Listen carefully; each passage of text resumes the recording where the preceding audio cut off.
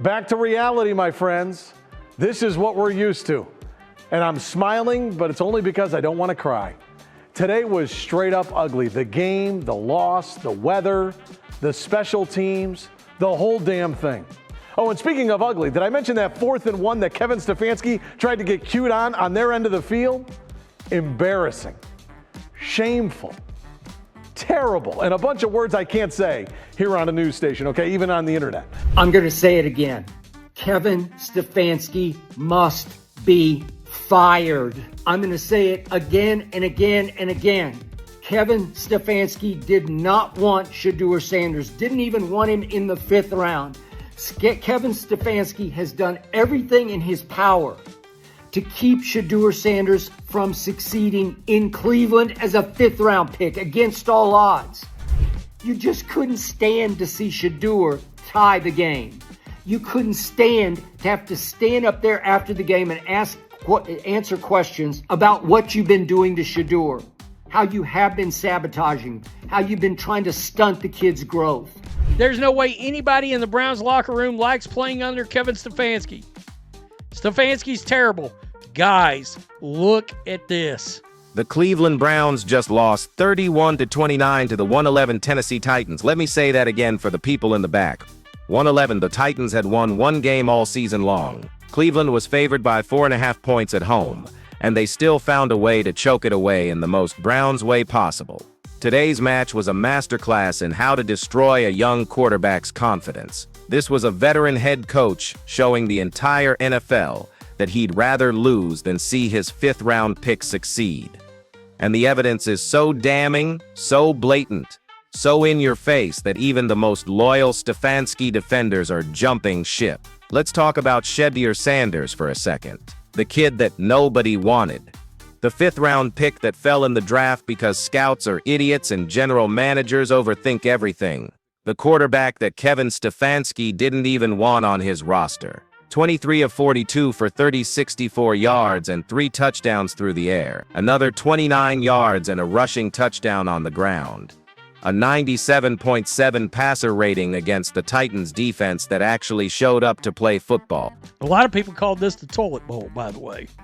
Yeah, or the tank bowl.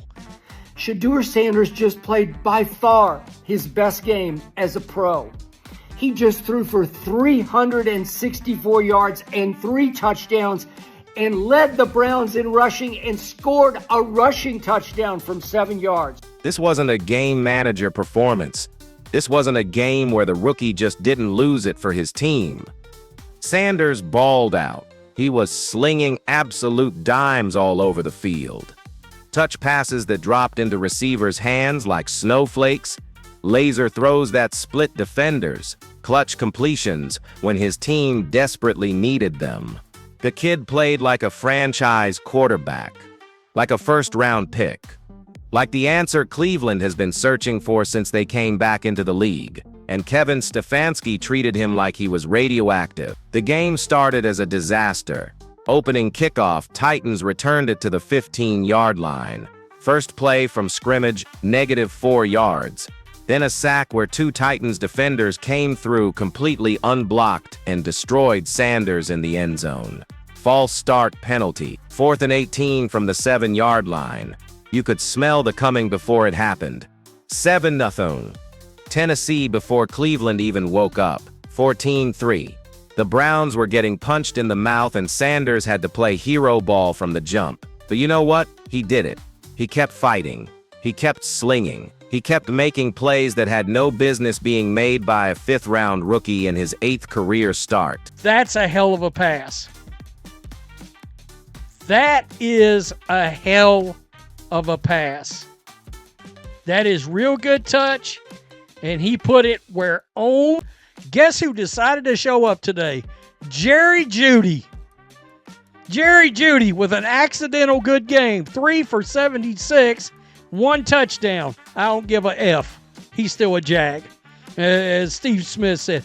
Just led an 80-yard drive in 7 plays to put them within striking distance, 31-29. I don't know, the way Shedeur was operating, they surely would have won the game somehow, some way, because that's what Shedeur does. The Browns' defense was getting demolished. 18-4 rushing yards to a 1-win team. Tony Pollard was running through Cleveland's front seven like they were traffic cones.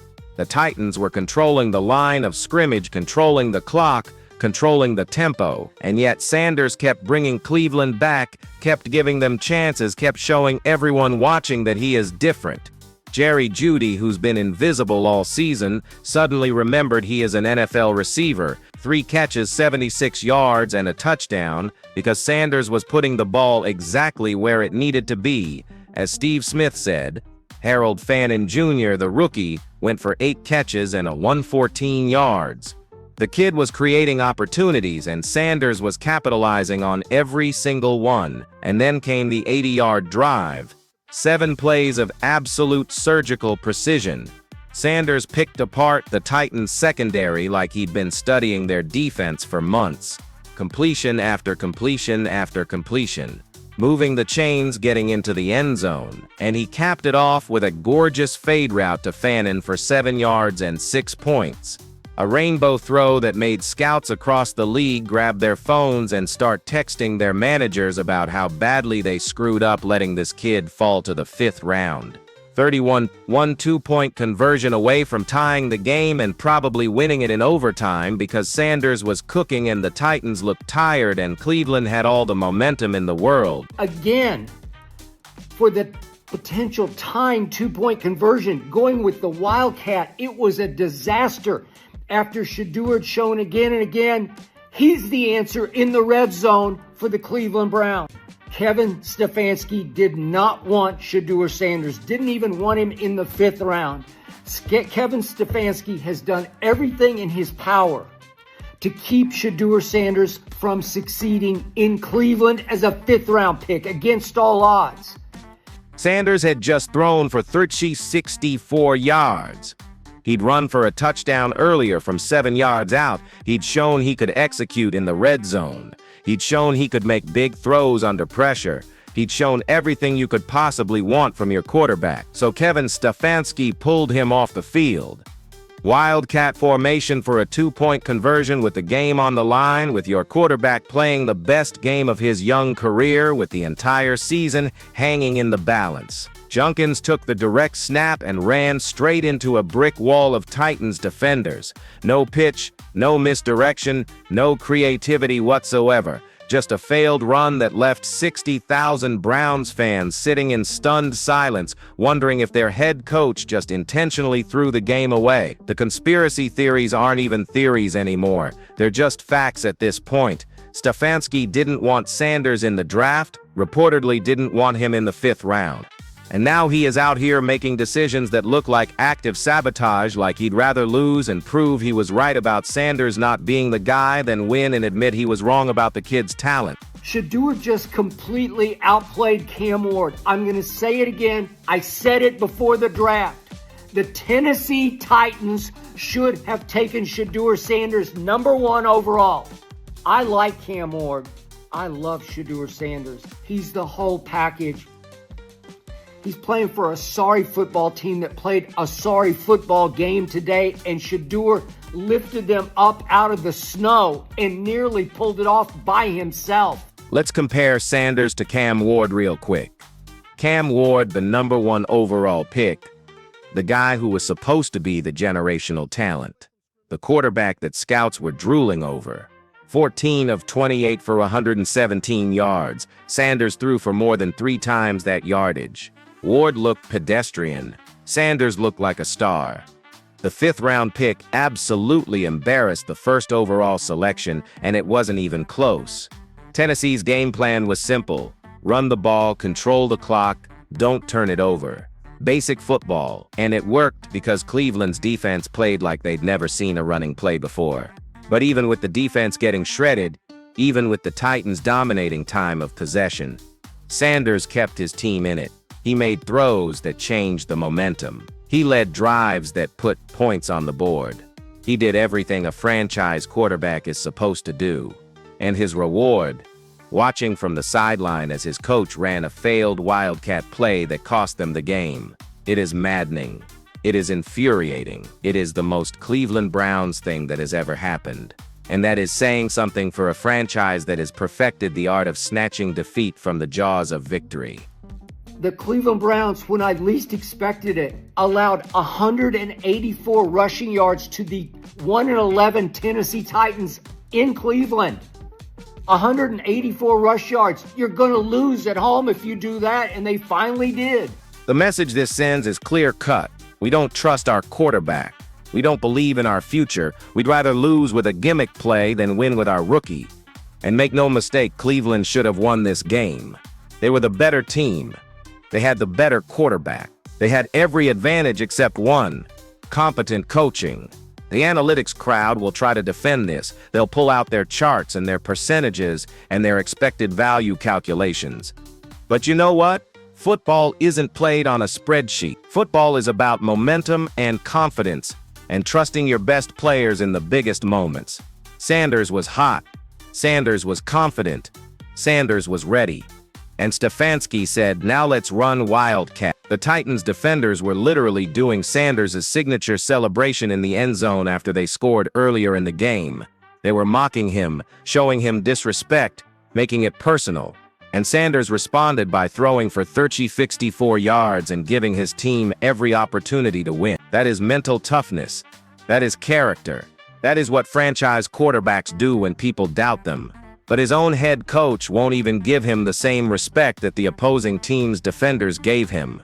At least they acknowledged he was good enough to mock. Stefanski treated him like he is not good enough to execute a two-point conversion. My God. An 80-yard drive in 7 plays, second goal at the 7. He throws the sweet little fade to fan it. It was a beautiful ball. 7 yards for a touchdown. And here we win again. He's been doing this to Shedeur again and again and again. They go Wildcat.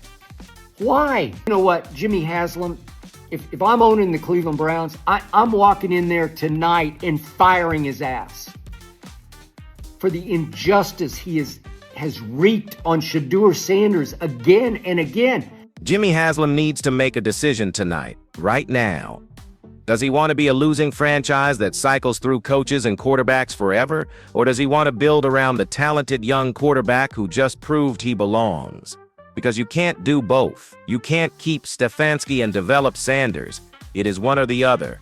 And after today, the choice should be obvious. Fire Kevin Stefanski.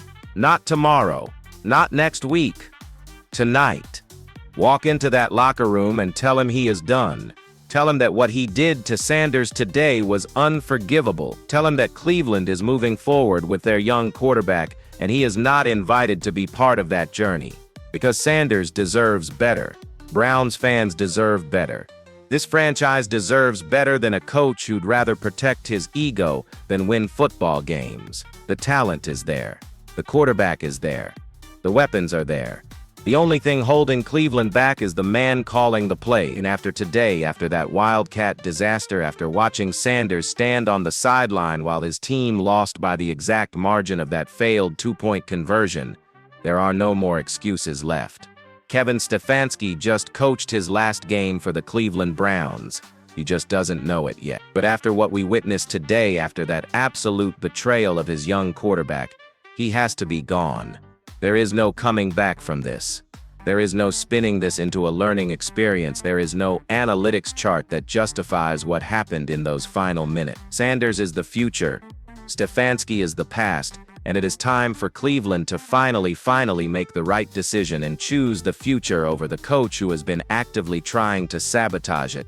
64 yards, 3 touchdown passes, a rushing touchdown, an 80-yard drive in 7 plays when his team needed it most, a beautiful fade route for 7 yards and 6 points, and his reward was watching a Wildcat play fail and his season potentially slip away. That is the Kevin Stefanski era in Cleveland.